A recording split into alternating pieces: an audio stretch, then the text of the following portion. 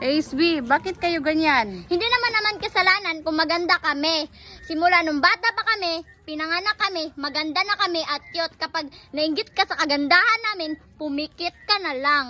At saka hindi din namin kasalanan may iPhone kami, no? Kasi mayaman kami. Alam nyo yon, kaya may iPhone kami. Kaya hindi na kayo matingalan yan. Kasi mayaman kami. Yung matingala. Hindi naman namin kasalanan kung naliligo kami ha, kasi natural yan sa mga tao kasi maliligo kami at bango naman kami daan kahit hindi kami nililigo at ang lapit-lapit ng suba dito, palagi kami naliligo everyday in hours.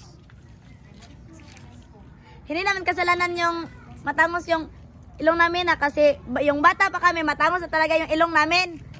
May half kami. Hindi naman namin kasalanan kung maputi kami kasi bigay yan ng Diyos sa amin. Oo nga. At saka ano namang problema kung mag-sexy kami? Hindi naman namin iniling na maging sexy kami. At saka bakit naman kayo magalit kung sexy kami? Oo nga. Inggit lang kayo. Inggit lang kayo. Kasi Pag-inggit namin, Pumikit ka na lang. nainggit kayo kasi galit sa hindi mga kayo pangit. naliligo, ang baho-baho nyo, Oo ang nga, hindi kayo itim-itim. mabuti, ang Hindi kayo itim nyo. Mayaman kami. maganda dito sa mundo. Pag-inggit, pumikit kami. Yung ilong nyo flat, Kami lang maganda dito sa Kasi mundo. matangos ang ilong namin. yung ilong nyo flat, Parang ligid. Parang palwa.